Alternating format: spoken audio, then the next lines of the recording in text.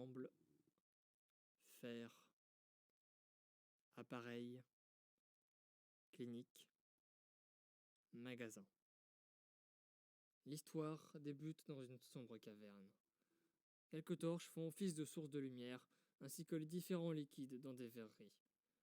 Il y a tellement de variantes que même l'arc-en-ciel pourrait être jalouse. Le plus important n'est pas vraiment leurs effets, ni même leur existence.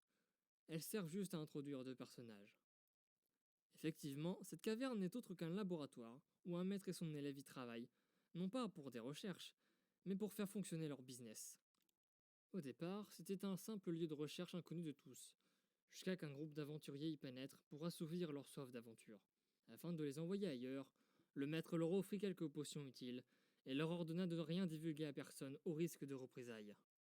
Tu n'as qu'à les envoyer maintenant tes représailles, vieux fou, va! Le maître des potions n'y porta guère attention. Il n'avait dit ça que pour les effrayer après tout. Et les pro-combattants finirent par rebrousser chemin. C'est ainsi que d'autres clients vinrent par ici pour obtenir d'autres potions. L'alchimiste prit alors conscience qu'il n'avait plus le choix, car il lui était impossible d'aller ailleurs.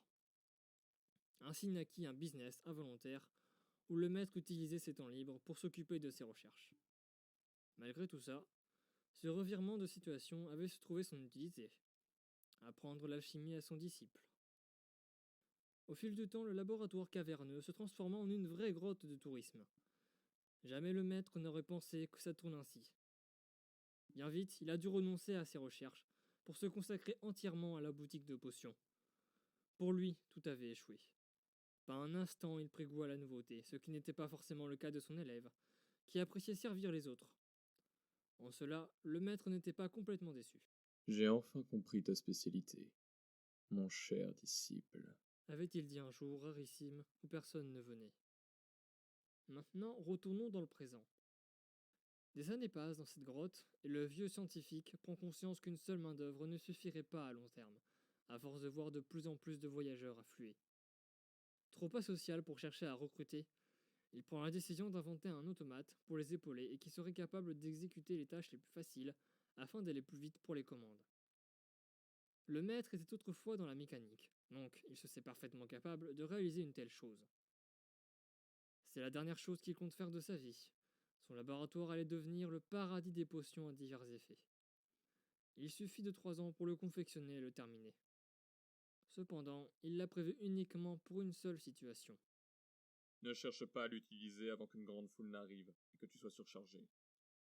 Vous ne l'essayez pas avant pour savoir s'il marche? A demandé son élève avec quelques appréhensions. Perte de temps et d'énergie. Je vais noter tout ce que tu dois savoir pour l'activer. Ne t'inquiète pas, j'ai tout prévu. La probabilité qu'il dysfonctionne est de 0%. Enfin, j'ai quand même prévu les plans d'urgence au cas où. Ces dernières paroles à ce sujet montrent qu'il n'aura jamais l'occasion de l'utiliser de son vivant. Et malheureusement, ce qui devait arriver arrive. Il meurt de vieillesse, laissant les soins à son élève, maintenant d'un âge mûr, de prendre la relève. Désormais tout seul, mais avec beaucoup d'expérience, il se charge avec grande dextérité et une grande ferveur de maintenir le laboratoire transformé debout pour garder sa notoriété. Pendant un moment, il laisse l'automate seul dans son coin, en espérant n'avoir jamais à le toucher. Seulement voilà, il y a un moment où la clientèle devient rapidement intenable. Les commandes s'enchaînent, et il n'y a plus le temps de satisfaire tout le monde.